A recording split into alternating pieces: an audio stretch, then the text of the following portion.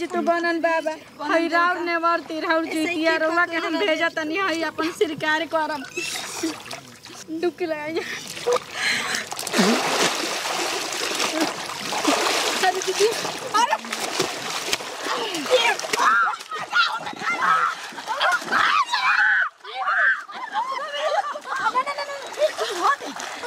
ये दीदी ये कहाँ जी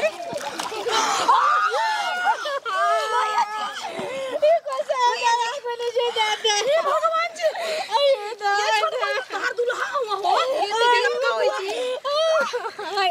दीदी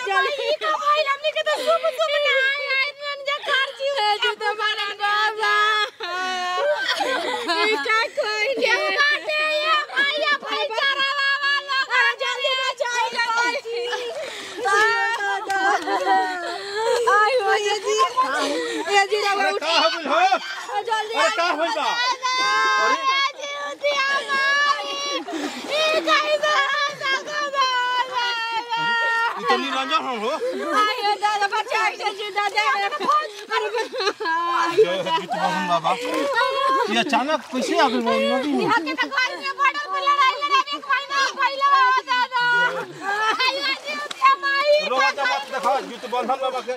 बिना होता न एक समाना सब दिन होता न एक समाना एक समय में रामचंद्र जी चढ़कर जात विमाना विमाना। चाची तू रोवा जान जुत बंधन बाबा से हाथ जोड़ी विनती कर जानलू जा हे जीत बंधन बाबा घर के जुटिया गो कहां तो कइले आज कौन कमाई बबुआ हमार गोला नौकरी पर निमने निम का हो गले जीत ए आज ये सब देखी नंद आज के बाद ये मुतार परम ना कर आज हमार बेटा ना हो जाए चाची और बेटा सब ठीक हो जहन जानलू जुत बंधन बाबा के महिमा से तोहार बेटा मिल गेलन त ई समझ कि ई ठीक हो जहन जरूर जानलू विनती कर जा जय है जुत बंधन बाबा तोहर महिमा अपार है। ए मम्मी जी देखी तो पानी नहीं ना पियले ए बबुआ बबुआ ना तनकी घरा निकल के महाराजा तन खरा मत तू जियबू हमार इच्छा कहता कि तोहर सोहाग लौट जाई। अरे बाबा रुआ के हम गोड़ लागता नहीं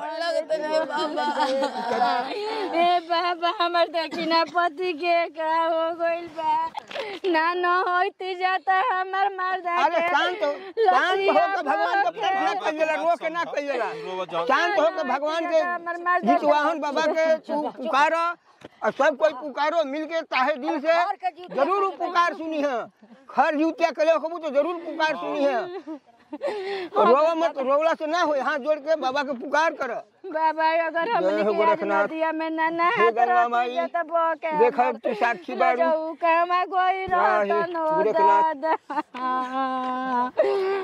देखा जा रोवा जा मत इनका हाथ गोड़ तनी मोला जा आ वाहन बाबा के पुकार कर जा तन मन से जीवित हो जाए ठीक हो जाए हमारे के सब उनकर कृपा अपरंपार बा प्रभु के लीला बा सब ठीक हो जाए।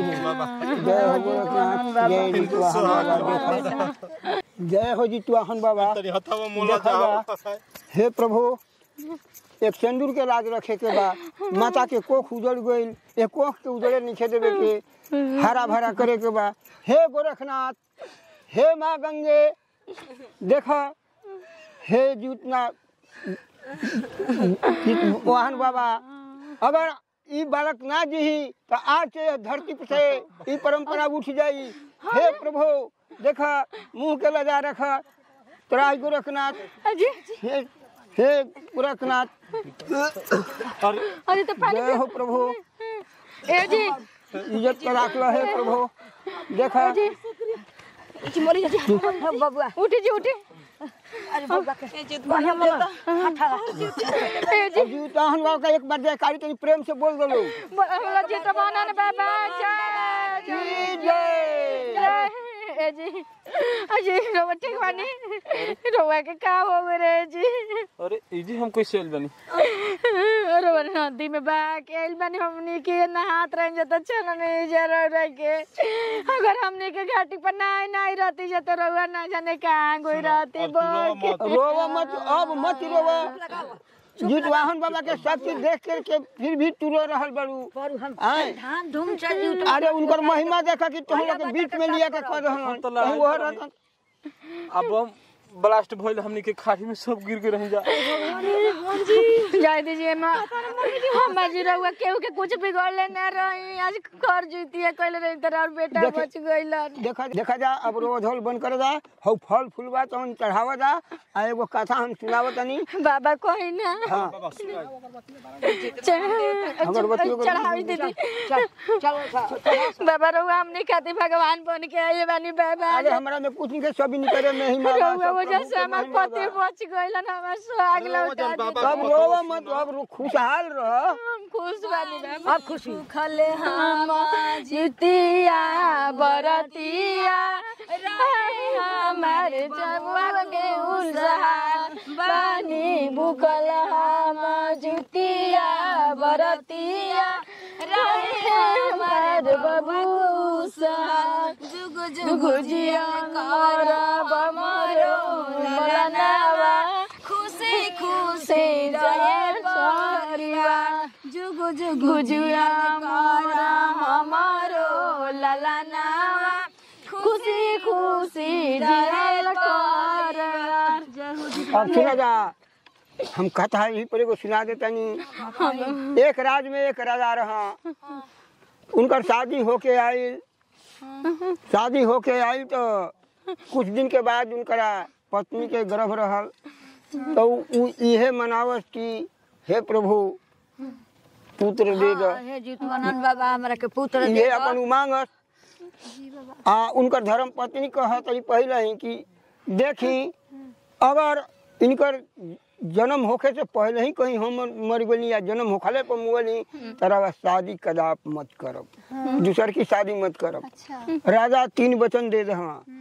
एक बाद कुछ दिन के बाद लड़की जन्म रहलस ओकर नाम रहे दुखवंती पड़ल नाम। आ 8 दिन के बाद राजा के रानी मर गई।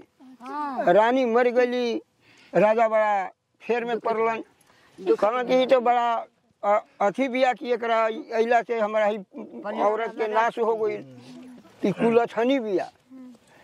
वही तो रहते रहते दासी सेवा करते धरते कुछ दिन के बाद सलाहकार लोग जुमल गांव घर कहे लागल कि राजा साहब शादी कली। अब जाए वाला तो जे चल गए तो कहस कि ना हमार पत्नी धर्म पत्नी कहले बाड़ी कि शादी रवा मत करब तो उनकर बात हम कैसे उठाएं। हाँ उनकर बात हम कैसे। लेकिन लोग कहे कि अरे वो तो गोली कह के अब अपन आगे के रास्ता देखें।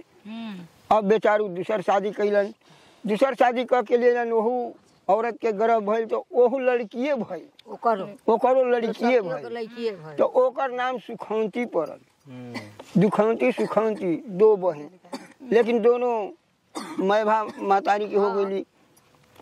अब यही तरह तो ऊ रनिया तो पहले ही से ना माने ऊ तो गुजरी गई। लेकिन अब एकर लालन पालन उहे दासी करे। यही तरह करते करते दोनों लड़की सयान हो गई। कुछ दिन के बाद राजा से गांव घर कहल कि देखी राजा साहब लड़की सयान हो गई इनकर शादी कर दे कहीं। कहा कि ठीक बा। अपन घरे गेलन रानी से विचार विमर्श करे लगलन तो रानी कहली कि ना ओकर शादी होई तो हमरो लड़किया के शादी होई संग ही आ जाई रवा बर ढूंढी आ ओकरा के ढूंढब एकदम कंगाल ओकरा कुछ मत होखे। आ हमार लड़की के खोजब खूब राजा रजवाड़ के तिलक दान कुल देव के होई। अब वही रानी के भरम में पड़ गए राजा ओकरा कहला मुताबिक जा करके एगो टूटा फूटा मरई रहे ओकर शादी ठीक कर दहा। आ वही गांव में 1 करोड़पति राजा रहे ओकरा के अपन सुखवंती के शादी कर दहा। अब शादी कह के बेचारी गोल तो ओकरा तो दुख होखे आ ऊ अथी करे तो भूख उपवासो रहस तो कहल अपना ससुर ले कि ये अमा अरे वह काम करे जाता नहीं तो हमारो के साथे लिया चली हमहू काम करब।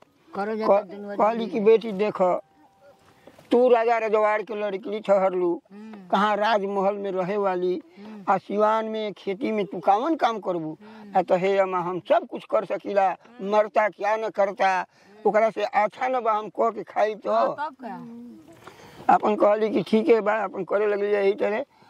अब बेचारी तले एगो गाँव में के आयल तो कहलस कि ये काम कर लड़का है भूखे मुँह तना से केहू के घरे झाड़ुओ लगा देबू कुछ बर्तनों सर्तन मार देबू खाए भर मिल जाए। वही तरह करते करते अपन गुजारा करे लगली। तो ओकर बहिनिया के एक दिन कहली कि तनी चली तो गोली बहिनिया से कोई कह दिल कि तार बहिनिया ऐसे ऐसे करतिया। अब वो कहलस कि करे तू दूसरा के करत तो हमरे कर हमरे कहीं खाए के ले जो राजा रहबे करी। हाँ ओकरा कौन चीज के कमी रहे ओकरा तो कुछ कमी न रहे। हमारा प्यास नियन लाग गुल बा। अच्छा पियासी नियर लाल बात के कथा सुन अच्छा कथा सबसे कथा उड़ा देता नहीं मोर पियास में करवा दीजिए हमर बेटा सोजा हो गई हमर पियास खत्म हो गई इतना शक्ति अपरंपार बाकी भगवान लौटा दे। अब भइल का बेचारी वो जी कहली कि ना हम ना करब। एक दिन के बात है कि कोई उनका के ज्ञान दिहल जंगल में गोली लकड़ी काट लिया वे।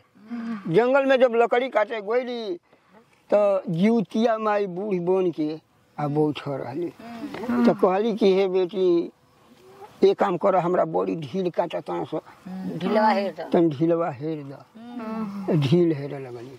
कहली कि ये बेटी तोहरा के अबेर हुई जा लकड़ी काट ल। लकड़ी काटे जाते तो एगो गाय रहे। अब वो गैया कहलस कि ये काम कर कि हमरा के तनी अथी कर द बड़ा किलनी मिलनी दिलबे से साफ सुथरा तनी कर द।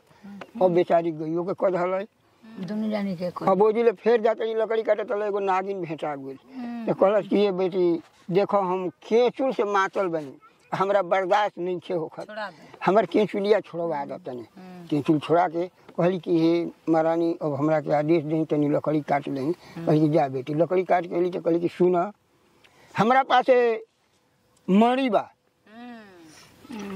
नागिन मणि हमरा पास बोलिए आई मणि तहरा के दे तानी तो घर में तू अपना ले जाके सिवान में मत रखिए। अगर सिवान जहाँ रखबू तो एकरा में प्रज्वलित प्रकाश रही तो प्रकाश से सरफ आवे लगी है नाग नागिन एकरा के घर में अलोता रखी है तू धनवान हो जी।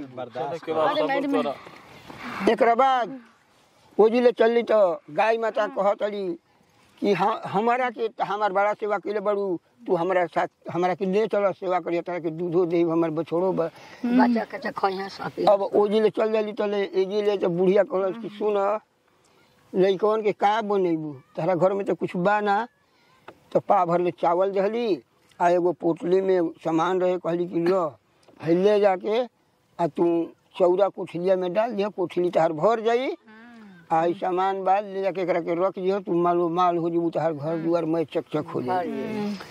अब बेचारी चल दली गाय संगे संगे बाड़ी जा करके वो लोग के कहला के मुताबिक कैली उनकर घर दुआर मय पाका के हो गई अंदर से मय कोठारी भर गई।